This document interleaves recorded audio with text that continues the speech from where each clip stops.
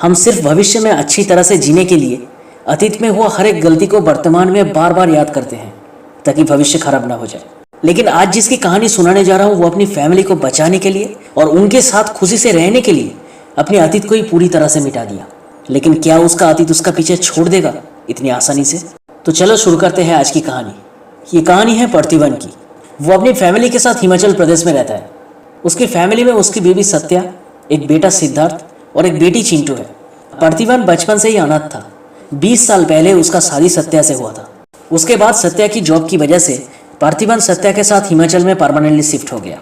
पार्थिवन एक animal rescuer के साथ साथ उसका एक कैफे भी था। अब कहानी के पहले सीन में देखते हैं, अचानक एक दिन एक हाइना किसी तरह अपनी झुंड से अलग होकर शहर में घुस चुका था। कोई भी वाइल्ड एनिमल सिर्फ शिकार के लिए अटैक नहीं करता, खुद को जिंदा रखने के लिए भी सामने वालों के ऊपर अटैक करते हैं। और यहाँ पर तो सिर्फ पुलिस ही नहीं, पूरा शहर उस हाइना के पीछे पड़ा था। इसलिए जो सामने आया वो सब उस हाइना का शिकार बन चुका था। अब फॉरेस्ट डिपार्टमेंट को जब पता चला, जो फॉरेस्ट रेंजर ऑफिसर था जोशी, वो उस हाइना को जिंदा पकड़ने के लिए पार्थिवन को कॉल किया, क्योंकि पार्थिवन उसका दोस्त था और साथ में एक अच्छा एनिमल रेस्क्यूअर भी था। लेकिन इतना आसान नहीं था एक हाइना को पकड़ना।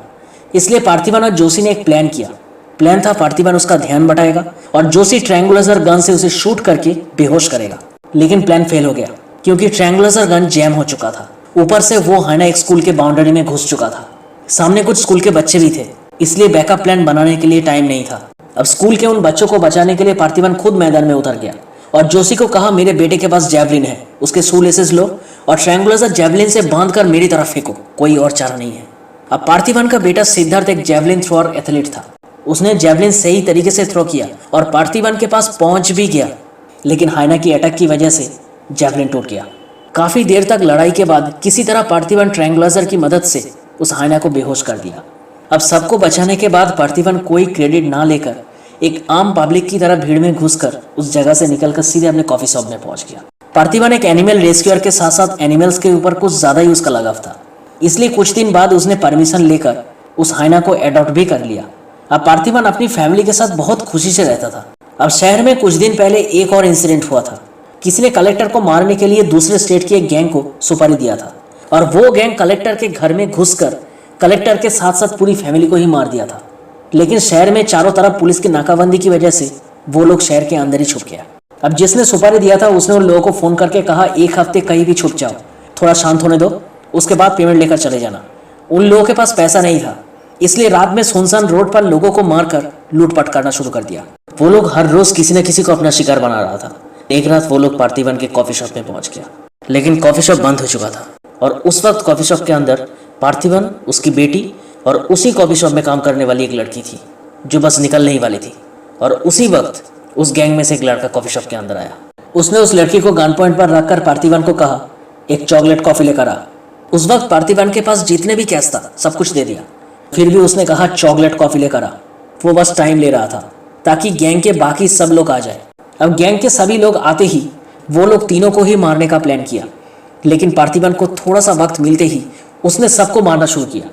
काफी देर तक हाथापाई होने के बाद उनमें से एक ने पार्थिवन की बेटी चिंटू को मारने की कोशिश की, तो पार्थिवन ने अपनी आपा खोकर, गैंग में 5 आदमी था, पांचों को ही उसने सर के बीचों बीच गोली मारकर मार दिया। अब काफी देर बाद पुलिस आकर पार्थिवन को अरेस्ट किया और 15 दिन के लिए उसे रिमांड पर रखा गया। उसके बाद जब कोर्ट प्रोसीजर शुरू हुआ तो सबके दिमाग में बस एक ही सवाल था, कैसे एक आम आदमी 5 लोगों को सर के बीचों बीच गोली मार पाया, क्योंकि 5 आदमी एक जगह पर खड़ा नहीं था, सब अलग अलग जगह पर था। बिना ट्रेनिंग के कैसे कोई इतना परफेक्ट शूट कर सकता है? ऐसा लग रहा था कि वो एक परफेक्ट शूटर है। इसलिए दूसरे कैदियों के साथ पार्थिवन का टेस्ट हुआ। उसका टारगेट लाजवाब था, लेकिन केस पार्थिवन के फेवर में चला गया, क्योंकि पार्थिवन जिन 5 को मारा था वो सब वांटेड क्रिमिनल्स था और ऊपर से पार्थिवन सेल्फ डिफेंस में गोली चलाया था। इसलिए कोर्ट ने पार्थिवन को बाइज्जत बरी कर दिया। लेकिन जिन लोगों को पार्थिवन ने मारा था उस गैंग के बाकी लोग शहर में पहुंच चुका था पार्थिवन और उसकी फैमिली को मारने के लिए। अब जोशी को जब पता चला तब तक बहुत देर हो चुका था, क्योंकि पार्थिवन और उसकी फैमिली तब मार्केट में था। जोशी पार्थिवन को फोन करके अलर्ट तो कर दिया, लेकिन तब तक वो लोग पार्थिवन और उसकी फैमिली को मार्केट में घेर चुका था। अब पहले तो कुछ देर तक पार्थिवन और उन लोगों के बीच हाथापाई चल रहा था, लेकिन उनमें से एक ने जब पार्थिवन के सामने सत्या को मारने की कोशिश की तब पार्थिवन घायल शेर की तरह उन गुंडों के ऊपर टूट पड़ा और जो सामने आया सबको मार दिया। लेकिन उनमें से एक बचकर भाग गया। उसके बाद पार्थिवन सत्या को लेकर पुलिस स्टेशन पहुंच गया और फैमिली सेफ्टी के लिए 24 घंटे एक कांस्टेबल उसके घर के सामने खड़ा रहेगा हथियार के साथ, ऐसा मांग किया। लेकिन इंस्पेक्टर उसका मजाक उड़ाया, जिसकी वजह से पुलिस स्टेशन में इंस्पेक्टर के साथ पार्थिवन का हाथापाई शुरू हो गया। अब अहम वक्त पर जोशी वहां पर आकर बाकी पुलिस ऑफिसर्स के साथ किसी तरह मैटर को संभाल लिया। लेकिन पार्थिवन को पता था वो लोग फिर से उसके फैमिली के ऊपर हमला कर सकता है, इसलिए जोशी के साथ मिलकर जज के पास गया। एक बार नहीं 2 बार हो चुका था, कुछ भी हो सकता है। इसलिए पार्थिवन ने कहा मेरे गांव से एक बेस्ट कांस्टेबल हथियार के साथ 24 घंटे खड़ा रहेगा, अगर मिल जाए तो काफी है। अब जज साहब ने ग्रांट कर दिया। पार्थिवन के गांव से नेपोलियन नाम का एक कांस्टेबल आया, जिसका ट्रैक रिकॉर्ड काफी तगड़ा था। कुछ साल पहले उसने अकेले 60 से 70 गुंडे को मेसिन गन से मारकर कमिश्नर्स ऑफिस में कैद हुआ एक ड्रग माफिया को भागने से रोका था। लेकिन देख के ऐसा लग नहीं रहा था, इसलिए पार्थिवन ने जब नेपोलियन से पूछा तो उसने कहा सच कहूँ तो भाई मैंने सिर्फ मैनुअल पढ़ा था, मेसिन गन तो दिल्ली ने चलाया था। अब पार्थिवन के पास कोई और ऑप्शन नहीं था, इसलिए नेपोलियन से ही उसे काम चलाना पड़ेगा। दूसरी तरफ पार्थिवन का केस जब कोर्ट में था तब उसका फोटो हर न्यूज़पेपर में आया था। अब तेलंगाना में एक आदमी जब पार्थिवन का फोटो न्यूज़पेपर में देखा तो वो तेलंगाना में 10 कंपनी नाम का एक टोबैको कंपनी है, वहां पर पहुंच गया, जहां पर छुपा है पार्थिवन की अतीत का राज। अब यही से शुरू होता है एक और कहानी। 10 टोबैको कंपनी का मालिक था एंटनी दास। टोबैको कंपनी तो बस नाम के लिए था। उस कंपनी के आड़ में एंटनी दास ड्रग से लेकर एक्सटॉर्शन तक सारे इलीगल धंधा करता था। लोकल से लेकर नेशनल और नेशनल से लेकर इंटरनेशनल हर जगह पर उसका बिजनेस फैला हुआ था, और इस बिजनेस में उसका साथ देता था उसका छोटा भाई हरल दास। अब एंटनी हर एक नई बिजनेस शुरू करने से पहले वो जानवरों का बलि चढ़ाता था। उसका मानना था उसका साम्राज्य और बढ़ेगा। धीरे धीरे अंधविश्वास उसके दिमाग में हावी हो गया और वक्त के साथ साथ वो नरबलि भी देना शुरू कर दिया। एंटनी का एक बेटा था लियो दास। जितना तेज उसका दिमाग चलता था उतना ही खतरनाक था वो।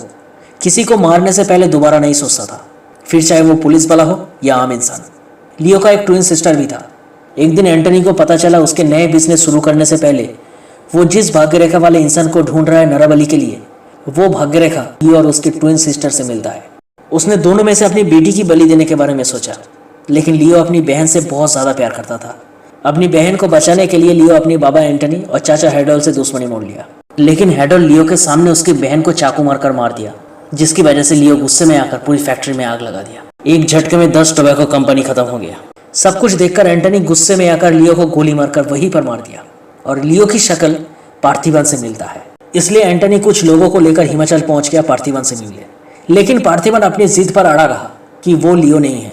एक दिन मार्केट में जो गुंडे पार्थिवन के पीछे पहले पड़ा था वो अचानक सत्या को मारने की कोशिश की, लेकिन एंटनी उन लोगों को मारकर सत्या को बचा लिया। उसके बाद उसने सत्या को कहा, तू जिसे पार्थिवन समझ रही है वो अपन की बेटे लियो दास है, एक खूनी है वो। सब कुछ सुनने के बाद सत्या अंदर से पूरी तरह से टूट चुकी थी, लेकिन पार्थिवन अपनी बात पर अड़ा रहा कि वो लियो नहीं है। दूसरी तरफ सत्या और जोशी हर मुमकिन कोशिश की ये जानने के लिए कि पार्थिवन सच में लियो है या नहीं। लेकिन अनाथ आश्रम के एक दोस्त के पास जब सत्या पूछने गया तो उसने सब कुछ प्रूफ दिखाकर कहा वो पार्थिवन ही है। और दूसरी तरफ जोशी को जब पता चला 10 टोबैको फैक्ट्री ब्लास्ट में एक आदमी जेल में कैद है, उसके ऊपर और भी चार्जेस है, उसे कोर्ट ने फांसी का ऑर्डर दिया है, और वो लियो का सबसे करीबी दोस्त था। इसलिए जोशी जेलर की मदद से उसे मिलने चला गया। लेकिन वो पार्थिवन का फोटो देखकर कहा ये लियो नहीं है। एंटनी दास मेरे सामने लियो को मारा था। जब फैक्ट्री ब्लास्ट हुआ लियो की बॉडी मेरे सामने पड़ा था। जब सारे सबूत कह रहा था कि पार्थिवन लियो नहीं है तो एंटनी ने पार्थिवन की बेटे सिद्धार्थ को किडनैप कर लिया ताकि पार्थिवन कबूल कर ले कि वो लियो है। अब पार्थिवन सिद्धार्थ को बचाने एंटनी के पीछे गया और जितने भी लोग था एंटनी के साथ सबको मार दिया, लेकिन एंटनी को नहीं मारा, सिर्फ उसे घायल किया। उसके बाद पार्थिवन ने देखा सिद्धार्थ वहां पर नहीं था। अब पार्थिवन गुस्से में आकर एंटनी को बहुत मारा। उसके बाद उसके कान के पास जाकर कहा तूने सही कहा, अपन ही लियो है। अपन ने तुझे कहा था ना, नेक्स्ट टाइम अगर तू मेरे पीछे आया तो तुझे ठोक दूंगा। तेरे पास चाहे 4 आदमी हो या 400, अपन को फर्क नहीं पड़ता। मैं अपनी बेटे को तो बचा लूंगा, लेकिन तुझे मरना होगा। उसके बाद पार्थिवन एंटनी को मार दिया। अब दूसरी तरफ हेडोल को जब पता चला एंटनी मर गया तो उसने पार्थिवन को कॉल करके कहा तेरे बेटे मेरे पास है, तू मेरे भाई की बॉडी लेकर आ और बदले में तेरे बेटे तुझे मिल जाएगा। उसके बाद पार्थिवन 10 टोबैको कंपनी में पहुंच गया।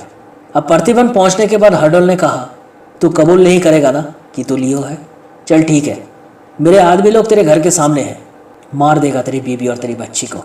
लेकिन वो लोग जब पार्थिवन के घर के अंदर घुसने की कोशिश की तब पार्थिवन के बिछाए हुए जाल में फंसकर एक एक करके सब मर रहा था। और ऊपर से हेल्प के लिए जोशी बाहर से और घर के अंदर नेपोलियन था। और आखिर में एक जिंदा तो बच गया था, लेकिन पार्थिवन ने जिस हाइना को अडॉप्ट किया था वो उसका शिकार बन चुका था।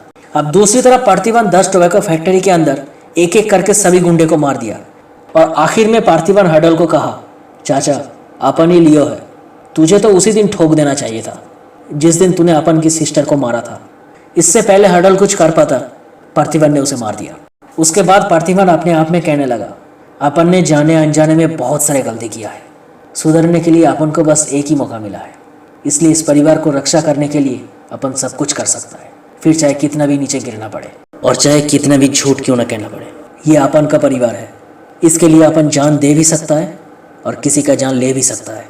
उसके बाद पार्थिवन पूरा टोबैको फैक्ट्री को जलाकर राख कर दिया और अपने बेटे को लेकर घर वापस आ गया। उसके बाद पार्थिवन को एक फ़ोन आया। फ़ोन पर जो था उसने कहा, तुम लियो हो या फिर पार्थिवन, इससे कुछ फ़र्क नहीं पड़ता, बस जान लो एक टोबैको फैक्ट्री जलाकर कुछ नहीं होगा।